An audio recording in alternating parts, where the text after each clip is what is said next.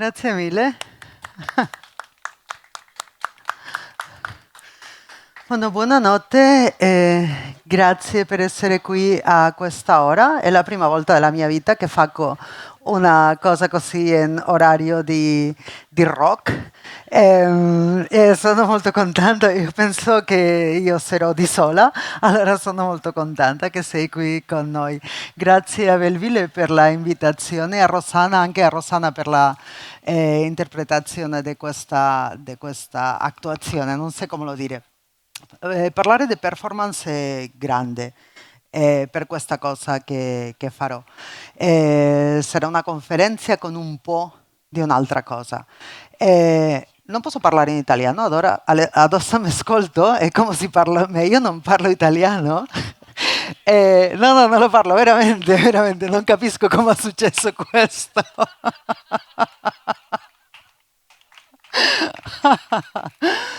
Así que voy a continuar en castellano, si me permitís, que es con donde tengo el vocabulario más afinado para poder ser exacta con las palabras.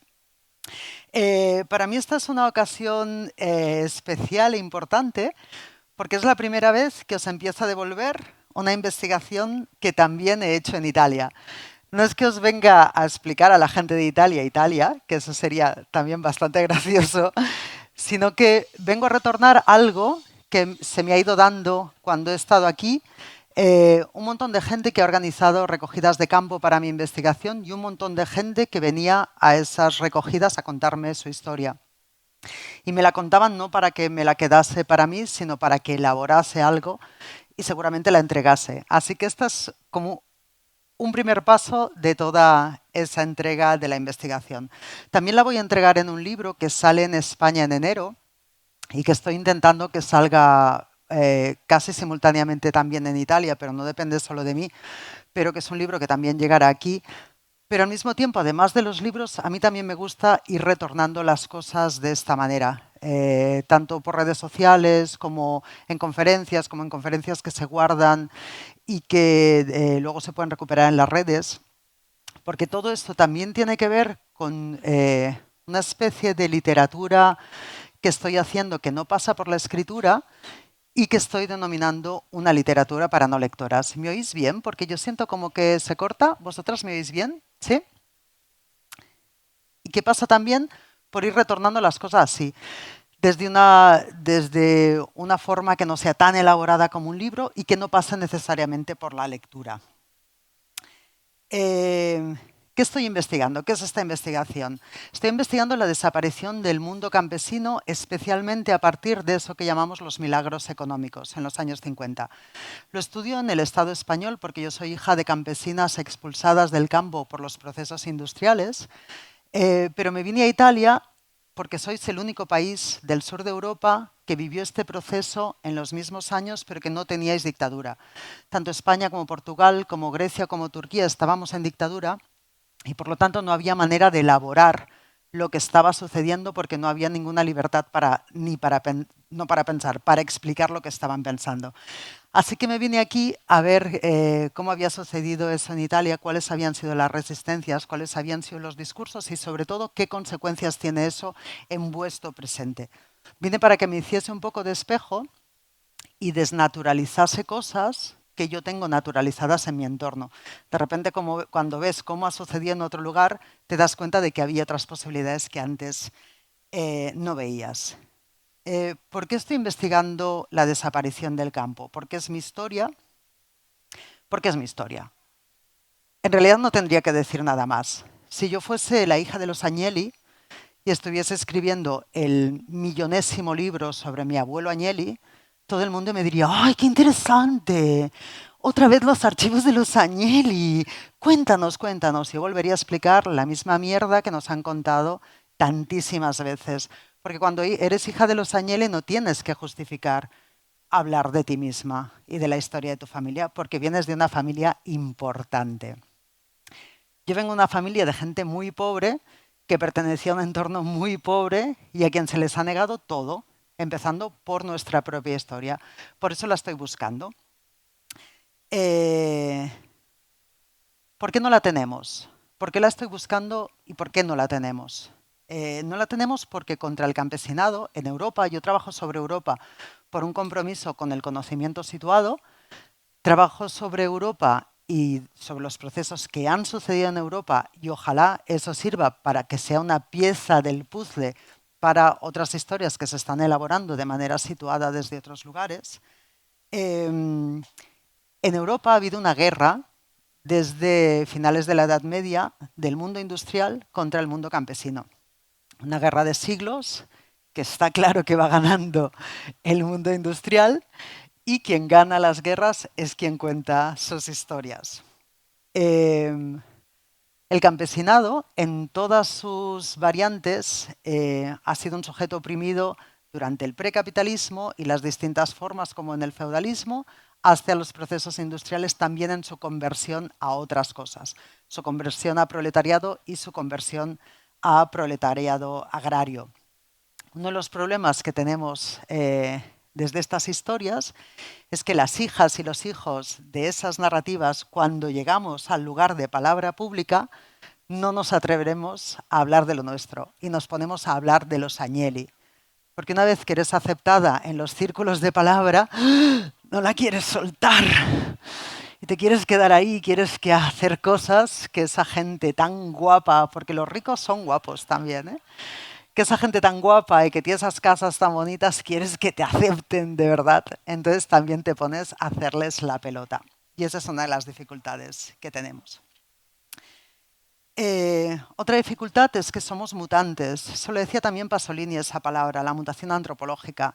Somos mutantes las que ya nacimos en el mundo industrial, así que nuestra mirada ya es la mirada industrial. Llevamos con nosotras esa mirada sobre los procesos y las sociedades anteriores al capitalismo, que existían antes del capitalismo y que han ido persistiendo.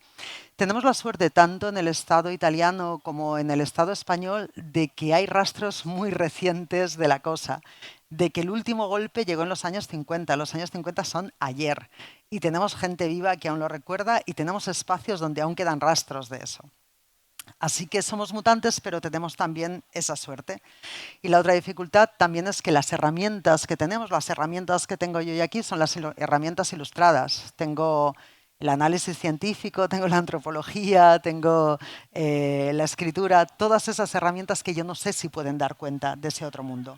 Pero al mismo tiempo somos lo que somos y también sería mentirnos pretender que somos otra cosa o intentar disimular que yo estoy aquí con herramientas que son de la sociología y de la antropología. Así que con todo eso y con las herramientas de la perspectiva decolonial que nos está ayudando mucho, vamos a ver cómo vamos montando esto. Para empezar, la primera cosa, hay algo sobre la metodología. Lo que yo estoy utilizando para devolver esta investigación a la gente, que es a quien le pertenece a la gente, no le pertenece a las instituciones, es este dispositivo. Esto es una cuerda que me manda mi primo Venancio desde una aldea de Galicia. Es una cuerda de plástico y que sirve para hacer cosas del campo. Cuando uso esto en las ciudades, a veces la gente me dice, ¡ay! ¿Por qué no pones una cuerda más mona? Y entonces yo, cuando tengo suficiente paciencia, que no siempre la tengo, contesto. Porque para tener una cuerda más mona, tendría que llamar a mi primo Venancio y decirle, Venancio, coge el coche, métele gasolina, vete a la primera ciudad que tienes cerca, que es a un montón de kilómetros, y cuando llegues allí, busca una tienda que se llama Nature. ¿Tenéis Natures aquí en Italia? Nosotros tenemos una cosa que se llama Nature. Busca un Nature, busca un Nature. ¿Un qué? Un Nature, Venancio, un Nature. Tú pregunta allí, cuando llegues allí, Nature. Y cuando vayas al Nature, dile, una cuerda rústica. ¿El qué? Rústica. Tú pide una cuerda rústica y lo que te den me lo mandas. Claro, eso sería mentir. Además de hacerle gastar un montón de tiempo a Venancio, sería mentiros a vosotras y mentirme a mí. Y no vale la pena estar aquí arriba a las 10:30 de la noche un sábado cuando podríamos estar en cualquier otro sitio haciendo cualquier otra cosa, hasta más ilegal que esto, para que al final sea una mentira, ¿verdad? Em, este dispositivo lo empecé a usar porque no me dejaron hacer una exposición una vez en un festival que hice de cultura charnega. La palabra charnego es un poco equivalente al terrone italiano, sabiendo que, tal y como lo estamos trabajando algunas personas, no es exactamente una cuestión geográfica. Un poco sí, pero no tan literal como norte-sur, porque hay sures en el norte también y hay algún norte en el sur. Entonces, como en ese festival que hice no me dejaron hacer una exposición, a pesar de que la tenía aprobada, pues me inventé esto sin pensarlo mucho.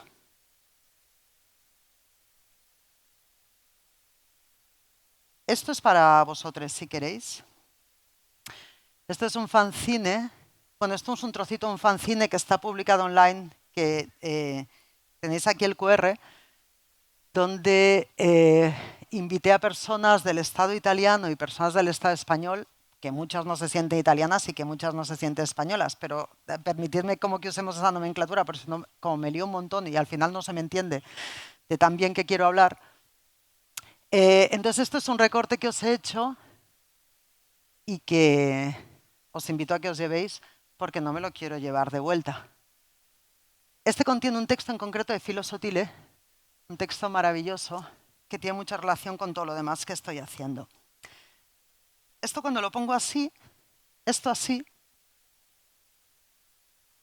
tiene que ver con la literatura de cordel, que es un tipo de literatura importante en el siglo XV en el Estado español, que recoge la oralidad, los romances que se hacían, se apuntaban y los ciegos iban cantándolo y era una forma de transmitir las noticias también y luego lo escribían y lo ponían allí.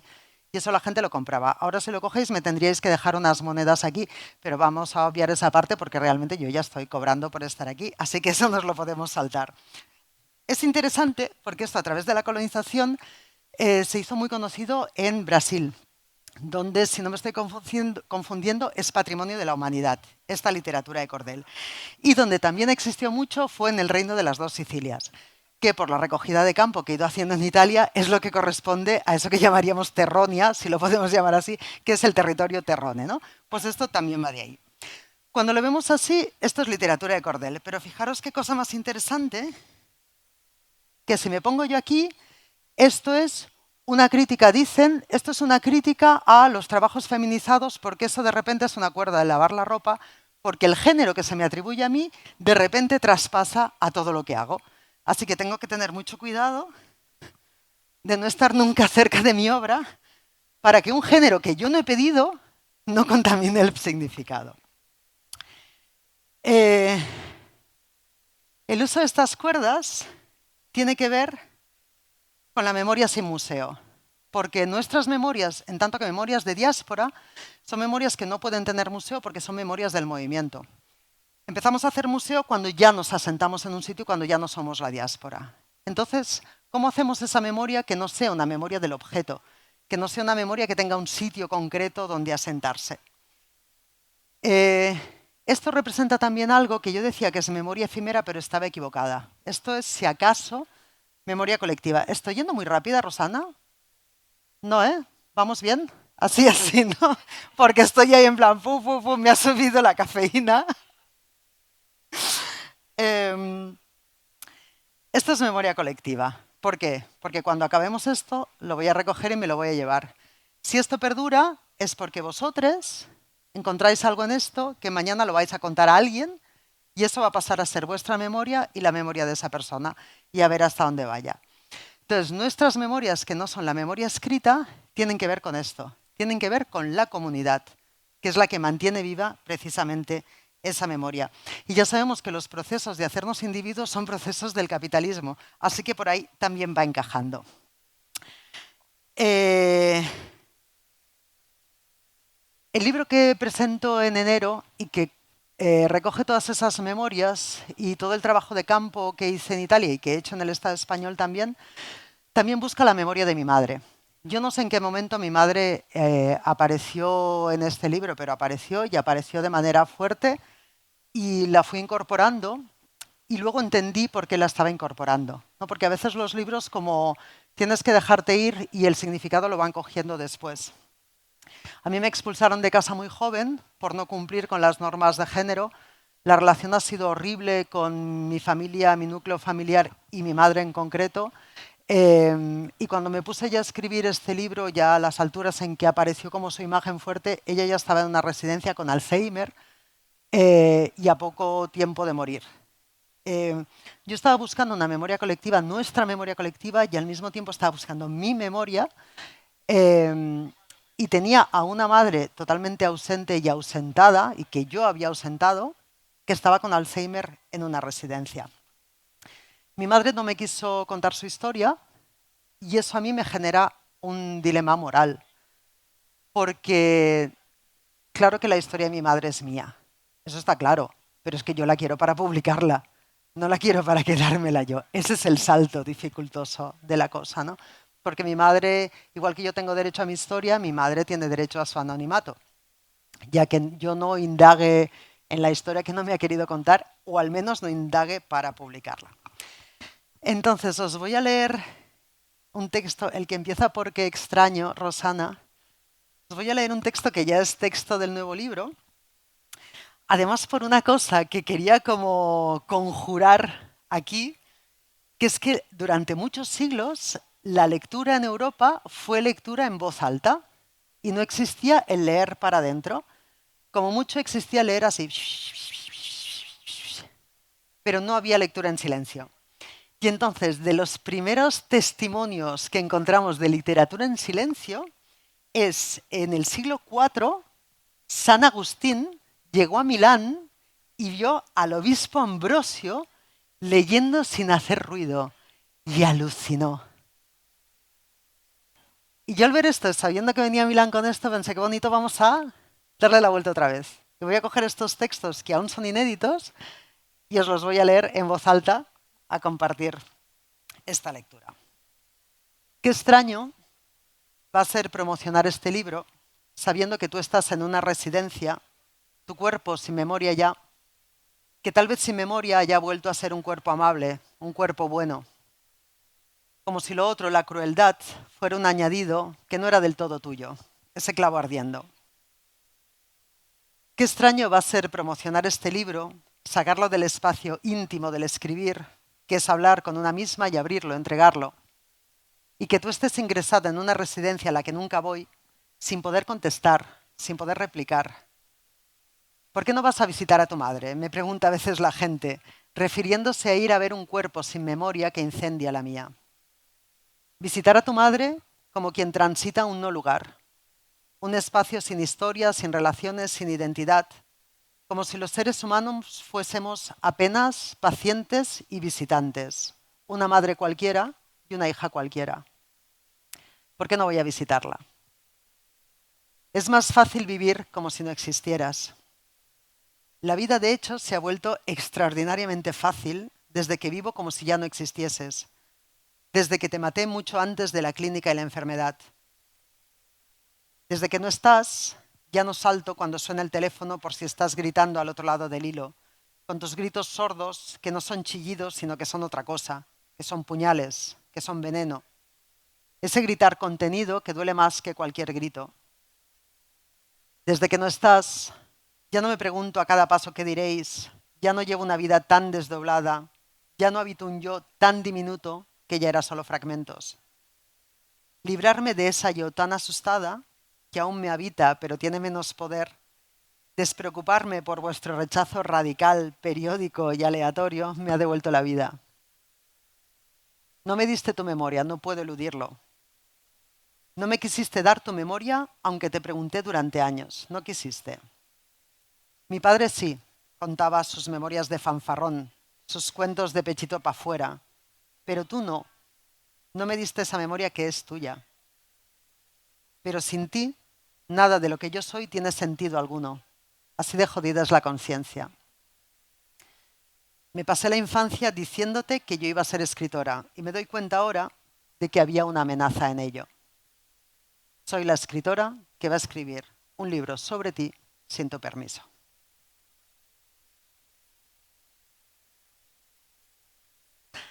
¿Cómo solucioné el dilema de la memoria de mi madre, que es al fin mi memoria. Lo solucioné de nuevo desde lo colectivo. Voy a preguntar a las mujeres y al entorno de su generación, a la gente que tenía vidas similares a la suya, sobre sus propias vidas, no sobre los cotilleos alrededor de mi madre. Porque al final entendí que lo que me interesaba de la historia de mi madre es el proceso histórico del que ella forma parte, cómo vivió ese proceso histórico. Y ahí todas las vecinas y todas las mujeres que como ella emigraron desde una aldea muy pequeña de Galicia hasta París, que es hacia donde se fue nuestra gente, todas esas colectividades, todas esas historias puestas juntas son también mi historia y todas ellas son mi madre. Porque al final estamos pensando también la maternidad desde un lugar que no tiene que ver con la sangre, sino que tiene que ver con otras cosas. Así que yo lo resolví así, que es también algo que tiene que ver con el museo. Tiene que ver con cómo hacer una historia donde no haya un héroe o una heroína en el centro y donde no sea tan importante qué le pasó exactamente a esa persona en concreto, sino qué nos pasó. Cuando llegamos a las ciudades, nos sucedió también otra cosa. Nosotros veníamos de la cultura oral, que era la cultura que había en las aldeas y en los pueblos. Y cuando llegamos, nuestra cultura no se convirtió en una cultura peor o en una cultura secundaria, se convirtió en una falta de cultura. Y dijeron que éramos analfabetas. Y al menos en mi entorno eso es lo que hemos recogido. Hemos ido diciendo a través de los años que nosotras éramos analfabetas, éramos analfabetas. Durante muchos años estuve haciendo alianzas y estuvimos en colectivos mixtos con feministas islámicas.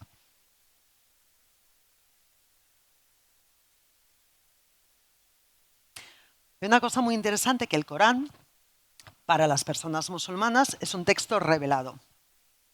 No es como la Biblia, que es un relato que al cabo de unos años, pues una serie de personas que conocemos sus nombres, ¿no? Los evangelistas, sean más míticos o no, recogen, sino que para las personas musulmanas el Corán es revelación directa. Eso significa que no se pueden cuestionar las palabras. Y entonces, ¿cómo hacen las feministas islámicas? Hacen varias cosas interesantes, pero una de ellas es hacer arqueología de esas palabras, ir a buscar qué significaban esas palabras en origen y en el contexto, que al final es luego lo que decimos el conocimiento situado. Uy, no veo nada. A ver. Y entonces esa, que es una herramienta que a mí me parece buenísima, yo la he ido utilizando siempre y en esta investigación en concreto, pues también la he usado mucho. La he usado con los diccionarios, ver qué significa etimológicamente, pues por ejemplo, campesino, campesina.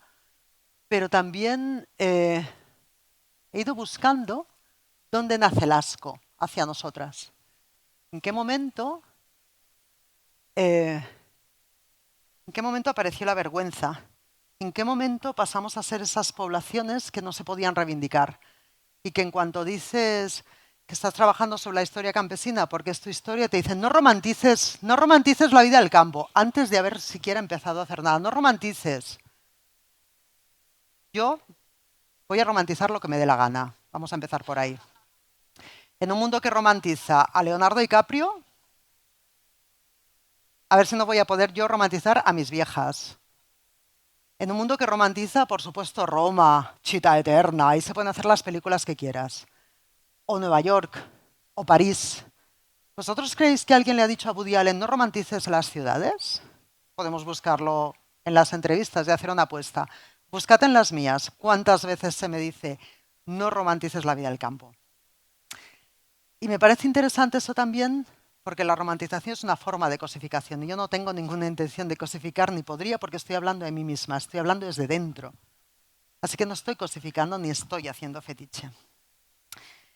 Al hacer arqueología de las palabras, vas buscando ese asco y esa advertencia de dónde salen. Yo me he ido a la ilustración. Os dejo aquí unos ejemplos que están bastante en castellano y bastante en catalán. Para la próxima os traeré también italiano. Contextos de Voltaire, por ejemplo, cómo hablaba de nosotros Voltaire, cómo hablaba de nosotros Marx, cómo hablan de nosotros los diccionarios, cómo campesino tiene que ver con lo peor todo el tiempo, cómo pagano o villano, el malo de Spider-Man, los villanos. Esos son la gente del pueblo, viene de villa. Y los paganos viene de pagus, son también la gente del campo. Esto no os lo llevéis, por favor, porque esto sí que me cuesta un montón hacerlo. Esto os gustará saber que lo escribo con una máquina Olivetti, que también tiene su telita, la Olivetti. Lo escribo con una máquina Olivetti en el papel más innoble que he encontrado. Podría buscar papel de váter, pero eso era un poco obvio. Esto es papel de envolver embutidos. Esto da la casualidad de que los tres son italianos. Si me queréis guardar papeles de estos, aceptablemente limpios, porque si no se me pudren, pero si me queréis guardar papeles de estos, avisadme por redes y os doy una dirección y estaré encantada de recibirlos.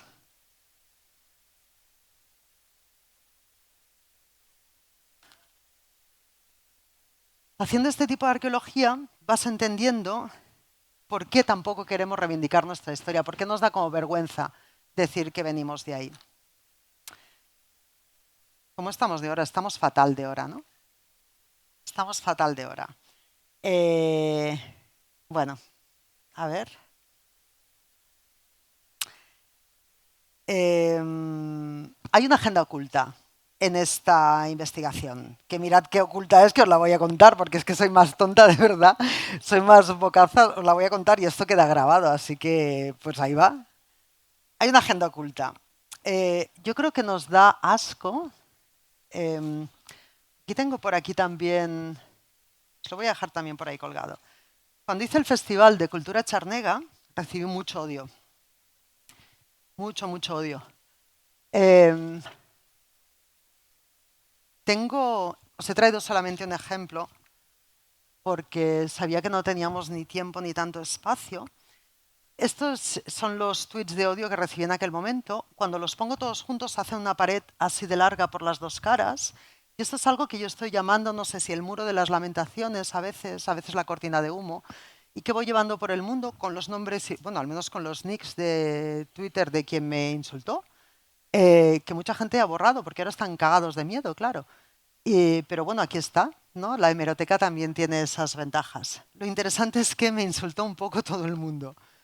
El nacionalismo catalán, por supuesto, porque sentía que no sé qué. El nacionalismo español también. Pero lo que me interesa en este momento es porque la gente como yo me insultó. Esta es una hipótesis que tiene que ver con esa agenda oculta.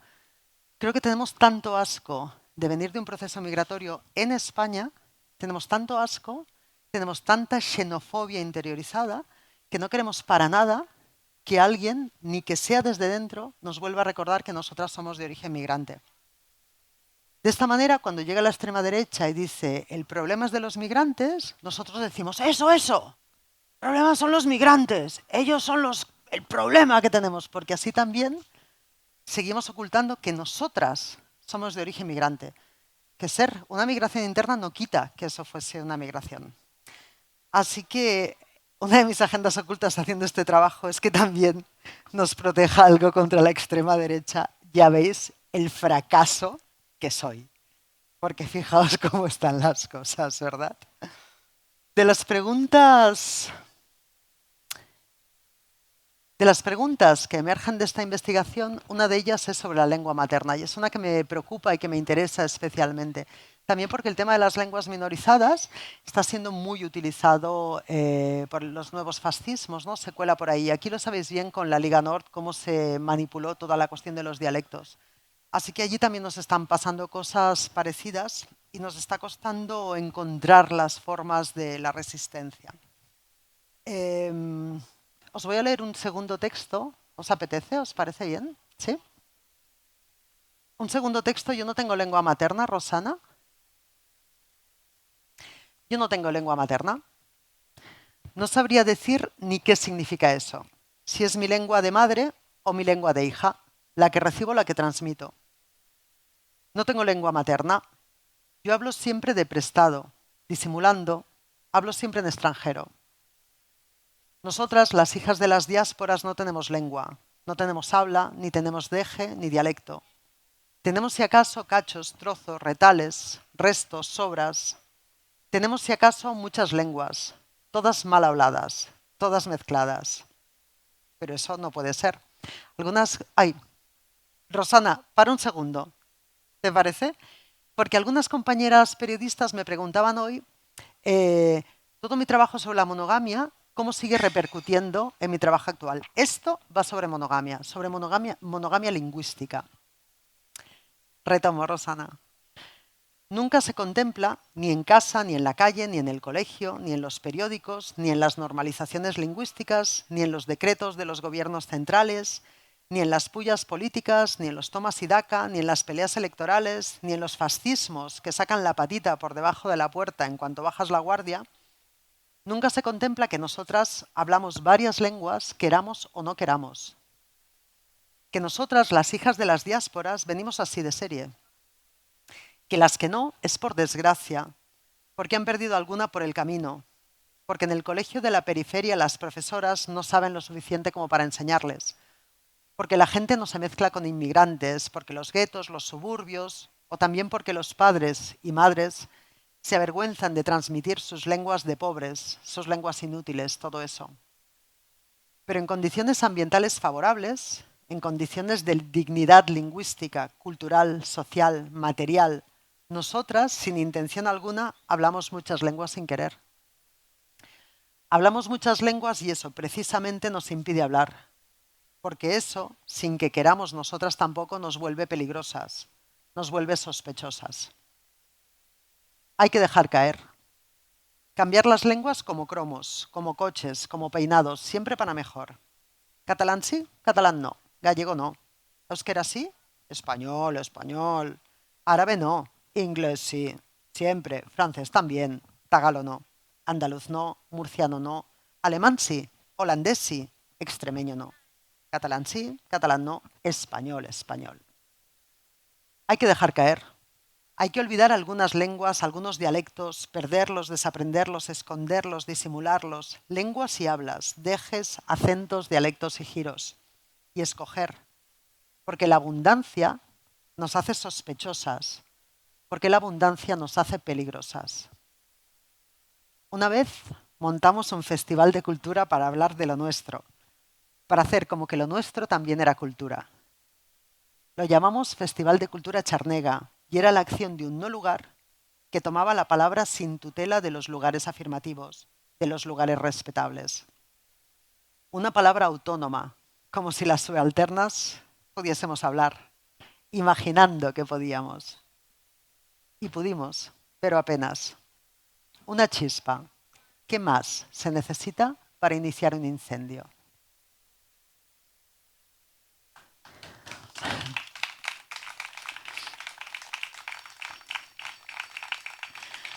Hay algo aquí que para mí es importante sobre la cuestión de cómo hablamos sin tutela cuando hablamos de lo nuestro, que tiene que ver,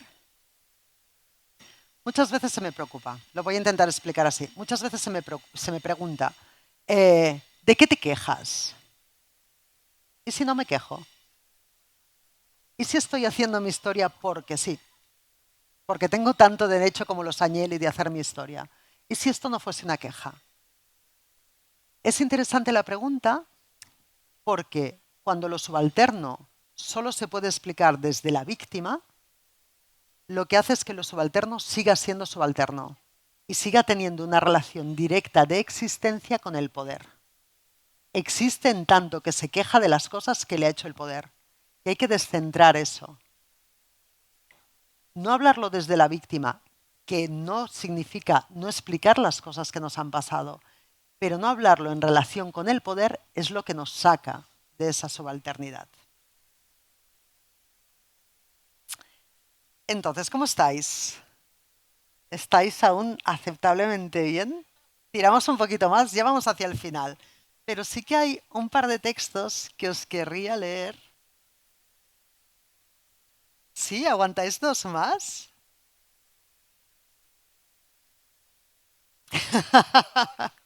Vale, entonces, así como con todo este follón de cosas, ¿qué es lo que estoy proponiendo? Ya como, ¿qué propuestas hago? ¿No? ¿Qué propuestas teóricas hago?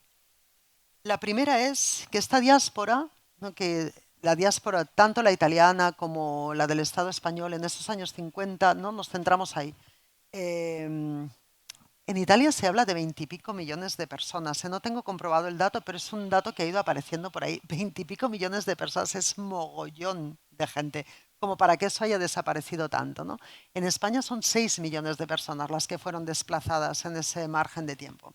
Y lo que tenemos en común no es que viniésemos de un lugar geográfico concreto, no era todo el mundo andaluz o todo el mundo extremeño o todo el mundo gallego, sino que todo el mundo veníamos de un campo que no era capitalista y nos fuimos hacia la industria. De nuevo, que no fuera capitalista incluye muchas formas sociales.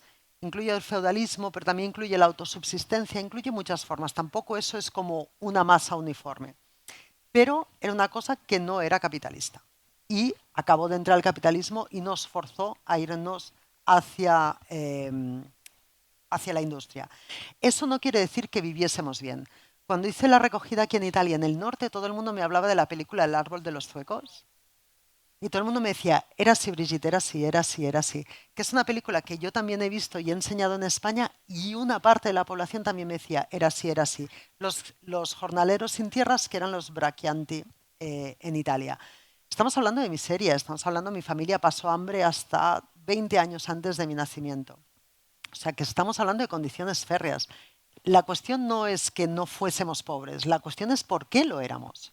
La cuestión es por qué se nos empobreció y por qué se privilegió el desarrollo industrial frente al desarrollo de otras sociedades que eran más sostenibles, porque el cambio climático no es de las sociedades campesinas. Y eso es lo que defiendo siempre. El cambio climático no es de las sociedades campesinas. Así que eran mucho más sostenibles, pero se privilegió otra cosa. Hacernos esas preguntas también es convertir eso que parece historia natural, ¿no? Ah, no, claro, es que éramos pobres y luego pasamos a ganar un salario y vivíamos mejor, en historia política. Es decir, ¿por qué esa fue la única salida que tuvimos, ¿no? Para dejar de ser efectivamente tan pobres como éramos? Entonces, no es un cambio geográfico, no estamos cambiando de paisaje en esa diáspora, sino estamos cambiando de ontología y estamos cambiando de territorio. Estamos pasando de una civilización, que es la civilización campesina, a la civilización industrial, que cuando lo hablemos en profundidad veremos que son sociedades en plural, campesinas y sociedades industriales. A veces este cambio ontológico es un cambio sin desplazamiento. Lo que cambia es la composición del territorio. Y, por ejemplo, en Italia estuvimos visitando, gracias a una de las personas que vinieron a unos de estos talleres con Luisa, que si en algún momento ve el vídeo le mandamos un abrazo de aquí, desde la Alta Val Camonica, que no me olvide decir que es la Alta, porque yo ya he entendido que en según qué zonas es muy importante el tema de si es la Alta o la Baja. Entonces, la Alta Val Camonica. Fuimos a visitar un pueblo que yo esperaba encontrarme de otro imaginario. Llegamos allí para empezar un pueblo donde queda muy poquita gente y nos decían, tenemos un museo, tenemos un museo. Y yo decía, pero ¿qué museo? Enseñadme qué es eso de tenemos un museo. Pues yo me esperaba pues un museo, yo qué sé, pues un museo etnográfico, así una cosita tal. Tienen el Louvre, se llama el SUF y os recomiendo que vayáis porque aquí es alucinante. O sea, de repente las vecinas tal, no sé, Daniela, estabas allí, se abrió la puerta y hay un edificio entero lleno de objetos de la vida cotidiana, de cómo era el mundo campesino, organizados por salas y organizados pues, a través de las vecinas y los vecinos que les ha dado por hacer eso. Fue interesante porque había un montón de fotos y yo empecé a mandárselas a mis vecinas de la aldea gallega y me preguntan, anda, ¿quién es? Como si fuese una vecina nuestra, como si les fuese a decir, es la Josefa de Parafita. Y es como, ¿no? Que es la Alta Valcamónica. Que son italianos, ¿sabes? Que se supone que no ha habido cruce entre nosotras y estas personas y era todo igual. Los instrumentos que utilizábamos, la ropa que llevábamos, los cuerpos, hoy que hablábamos también mucho de los cuerpos eran iguales. Podríamos ser nosotras con todos estos kilómetros de distancia, ¿no? Y de sociedades que no se habían movido de su sitio. A mí me parecía alucinante. En Taranto es sur, y en cuanto llegué al sur todo el mundo me decía, tienes que ir a ver la Ilva. La gente en Taranto le cambió toda la composición social cuando se instaló la Ilva, la siderúrgica allí y no tuvieron que moverse del sitio para que eso les sucediera, ¿no? Al mismo tiempo en los Alpes también, en Tenerife, en el Estado español, pero en este territorio que pertenece a África, Tenerife, la gente bajó de las montañas Esa emigración no fue hacia el norte, sino que fue en altura. Y se fueron despoblando los pueblos más de arriba porque a ellos lo que les sucedió fue la industria turística. Es lo que sucedió en los años 50. Y entonces acabaron de arruinar el campo y la gente bajó hacia la costa, que es donde había ese nuevo trabajo industrial al que se tuvieron que adaptar. Y recibieron también nombres, ¿eh? Recibieron el nombre de magos. Magos y magas, que es quien hace magia, pero es un insulto en ese caso. Eh, También estuvimos en un sitio que a mí me tiene fascinada, que es Crespidada. Os iba a traer tierra porque estoy recogiendo tierra de las colonias industriales, pero me he enterado de que está prohibido sacarlas del país. Eh, yo hipotéticamente la saqué, pero es una hipótesis por si alguien ve este vídeo. Es una licencia poética. El caso es que no me he atrevido a traerla de vuelta por si me la quitan en el aeropuerto. Pero Crespidada lo llaman villaggio operario. Yo no entiendo bien los matices de la lengua, pero cuando yo oigo como extranjera villaggio operario, yo pienso en una cooperativa, ¿no? Una cooperativa de vivienda. Y Crespidada no es eso, es como una colonia industrial. En Cataluña también tenemos un montón y es la siguiente fase de esta investigación. Yo voy a investigar la revolución industrial y las colonias industriales en concreto. Crespidada, si no habéis ido, yo os lo súper recomiendo, es interesantísimo. Y yo nunca había visto una colonia industrial con cementerio. Nunca lo había visto, me quedé alucinada. Además, un cementerio que no está exactamente delante de la fábrica, pero que sí que da la impresión, ¿no? Daniela, también estás ahí. Cuando sales del cementerio te da la impresión de que realmente están cara a cara. Yo luego mirando en el mapa no es exactamente. Y que está el mausoleo de los Crespi y las tumbas de los obreros y las obreras a sus pies por toda la eternidad. Así que os lo recomiendo también porque me parece maravilloso. Os voy a leer un texto, sí, el penúltimo. Este verano hemos tenido incendios. Este texto es sobre nuestra sierra, que no sé si os han llegado noticias de los incendios que hemos tenido en Galicia. El epicentro fue en mi aldea. En mi aldea, cuando estamos todo el mundo, somos 9. Ahora en invierno están solamente 2 personas, que son como las habitantes oficiales del lugar. Y, y fue ahí donde empezó el fuego y tenemos todo ardido por muchas hectáreas, muchísimas hectáreas, muchísimos kilómetros. Pero bueno, este texto es anterior. Es para hablaros de las tierras del común, porque todo esto al final está relacionado con eso y se cruza con las tierras del común, que es algo que en Italia creo que no quedan, pero no estoy segura, que son todas esas tierras que no son públicas, no son del Estado ni son de nadie, sino que son de la comunidad. Y tú no puedes poseerlas, pero sí que puedes trabajarlas si perteneces a esa comunidad. La Sierra de Queixa pertenece a la gente de Chandrecha de Queixa y sus habitantes tenemos derecho de uso pero no de propiedad. Esta sierra no es de nadie para que pueda ser para todos y para todas. Ser de Queixa en términos comuneros, en términos de la gente de esta sierra y de la sierra de esta gente, significa hacer vida aquí. Y su indicador es el humo de tu chimenea. Digo chimenea, pues escribo en términos mutantes, pues estoy traduciendo, porque aquí no tenemos chimenea, sino lumbre. Un espacio donde hacer el fuego, que es el hogar en todas sus acepciones. Eres de Queixa si sale humo de tu hogar durante 6 meses. Ese es nuestro permiso de residencia, nuestra nacionalidad, nuestra pertenencia y nuestro arraigo. Cuando te vas, pierdes un derecho a uso que recuperas cuando vuelves a encender ese fuego durante 6 meses más. Un derecho que es su ejercicio activo. Una parte de la sierra, me cuentan mientras cenamos en uno de esos hogares, pasó a manos comuneras cuando los monjes de Montederramo lo cedieron a la gente. Me dicen que no fue la desamortización de Mendizábal, que eso sucedió mucho después, que lo nuestro fue en el siglo XVII. Y para probarlo, más allá del saber fehaciente de sus palabras, sacan de una maleta las escrituras de 1677, las escrituras de la sierra misma.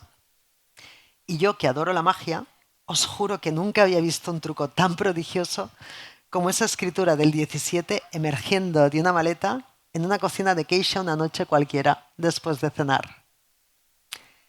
La sierra no tiene muros, no tiene parcelas. Para conocer sus límites hay que guiarse por esas mismas escrituras e ir buscando por el monte unas piedras con unas cruces que dibujan una línea imaginaria. Las tierras que quedan dentro son nuestros montes, los de cualquiera que encienda el calor de un hogar aquí.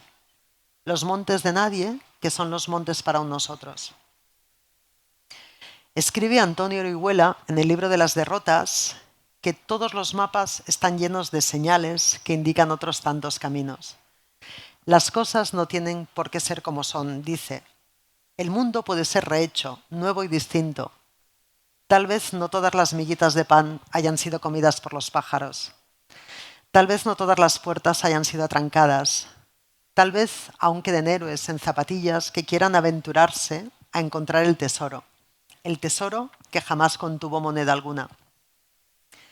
Noelia y Judith, mis primas, le regalaron a su padre, al Juan de la Flora, una brújula para que subiera a la sierra a buscar ese mapa de caminos abiertos, de migas de pan. Con la escritura en la mano y la transcripción contemporánea que descifra el habla antigua, la letra embadurnada por los siglos, buscó la primera piedra de un tesoro que no contiene monedas, aunque sí riquezas.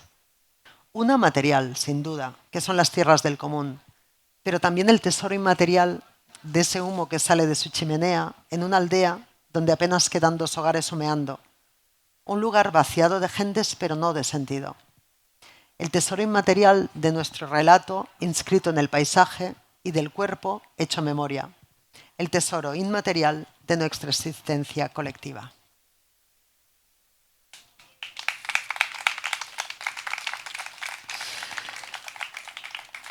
Bueno, y vamos a cerrar ya. La última cosa. Bueno, simplemente recoger estas cuestiones, ¿no? De lo charnego, que es esta palabra que yo propongo, al menos en el Estado español, porque no tenemos una. Yo le he cambiado la grafía para que sea una palabra abierta, para pensar estas diásporas y que al mismo tiempo, como cruzo con la palabra terrone, os iba a leer un texto, pero creo que ya es demasiado largo, en que lo encontraréis en el libro cuando salga, y está en un libro de el director de Tamu, Carmine, il Roviesco de la Nazione. A ver cómo se pronuncia eso. Il rovescio de la Nazione, cuando ves esto, Carmine, a pegar. Carmine Connelly, Il rovescio de la Nazione, que os lo recomiendo mucho si no lo habéis leído, donde Carmine también reflexiona sobre esto de la terronità y cómo corre el peligro de borrar la cuestión de clase tanto en el norte como en el sur, ¿no? Como hay una aristocracia y había una aristocracia en el sur que seguramente hay una marca de terronità, pero que al fin y al cabo son aristócratas, y que luego eso que se dice polentone en el norte, pues los Braccianti seguramente sí que eran polentone, pero no sé si Donatella Versace se puede considerar polentone o no sé qué. Os tengo que comentar también que yo llegué sin saber muy bien la cuestión Italia. Claro, sabía un poco. Cuando se me pregunta sobre las diferencias, está claro que aquí hay un debate sobre lo terrón y que hay una conciencia de lo terrón que nosotros no tenemos en absoluto, tenemos todo por hacer, que la cuestión de meridionale con toda la dificultad de esa definición, pero es una cosa que está sobre la mesa. Nosotras no tenemos nada parecido, o sea, estamos a cero. Pero cuando llegué a Italia, porque estuve en esos 6 meses que estuve aquí investigando, vine a caer en la semana del Festival de San Remo en el que participaba Geolier. Claro, yo no entendía nada, si es que yo acababa de llegar, pero entonces todas mis colegas napolitanas y del sur me llamaban, en plan, tienes que entender lo que está pasando. Y era tanta información cruzada, los unos enfadados, los otros enfadados, entonces cuando los del sur ofendidos, porque tal, entonces, y era como, wow. Wow, wow, wow, qué fascinante, qué bien que no me esté pasando a mí por una vez que le pase a los demás. Y también qué intensidad, sí que imagino que aquí también hay cosas que elaborar y que resolver por aquí. Entonces, Rosana, si te parece, vamos a el texto que empieza con Carmine, pero vamos a la segunda página cuando hablamos del Paco da Giù. ¿Lo tienes? Vale, sí, vale. Como os digo, estuve haciendo recogidas de campo tanto en el norte como en el sur. Hice 6 o 7 recogidas grupales con 20 personas en cada grupo. 4 horas de laboratorio y después hice como también un montón de entrevistas individuales en esos meses. Esta es la referencia que vais a encontrar aquí. El Paco d'Ajú aparece en Nápoles, en los laboratorios de Nápoles, y se repetirá en los laboratorios de Bari y Lecce. Me cuentan que es un paquete que recibían las familias migradas al norte con cosas de casa: aceite, embutidos caseros, pan, patatas. Nosotras también recibíamos esos paquetes en Barcelona, pero aquí no tienen nombre. Aquí me refiero en España, no tienen nombre. Las diferencias que iba buscando donde hubo una guerra más corta, una dictadura más breve, un piazzale Loreto y un cadáver colgando boca abajo van emergiendo. Nosotras no teníamos nombre para ese paquete, que aquí es toda una institución. Cuando mi tía Concha hacía la matanza del cerdo, nos mandaba manjares en una caja de cartón, y el más preciado era una botella de sangre para hacer comidas típicas que hacemos en la montaña y que son vergonzantes en la ciudad porque son de pobres que lo aprovechan todo, que si matan es para comer sin dejar nada. Dejé de recibir pacos d'Ajú al escaparme de casa. Perdí también ese mundo indomable que era mío y su entendimiento hasta que al llegar a Roma, mientras vivía en un palacio y en terreno de la embajada, con el templete de Bramante encargado por los reyes católicos en el patio donde yo tomaba café cada mañana, estando allí, Elena me empezó a mandar paquetes con comida, con aceite y con hogar. Es con ella que aprendí esa dimensión del hogar migratorio, el amor en cajas de cartón. En la correspondencia de Clara, mi vecina de una aldea gallega, con la familia que la empleó en Turín, leemos que Clara les mandaba también el Paco d'Ajú cuando regresó a su aldea gallega, como si fuesen su familia en el norte. Carísima Clara, le escriben, te agradecemos muchísimo los regalos que nos has mandado. Papá se ha fumado el cigarro y le ha gustado mucho. Mamá se ha comido las olivas y te agradece que te hayas acordado que le gustaban tanto. La cuestión de Meridionale, con toda su problemática, es un debate abierto en Italia que en España ni soñamos con abrir. Y a cada vez que lo escucho y participo en él, veo el cadáver de Mussolini apaleado y siento orgullo de esta gente y de sus procesos. Sin la dictadura de tantos años, la memoria de nuestra mutación hubiese sido indudablemente distinta. Ese es el Paco d'Ajú que nos llega para ayudarnos a entender. Ese es el hogar que nos envía nuestra gente desde los múltiples territorios que a veces llamamos Italia. Muchas gracias.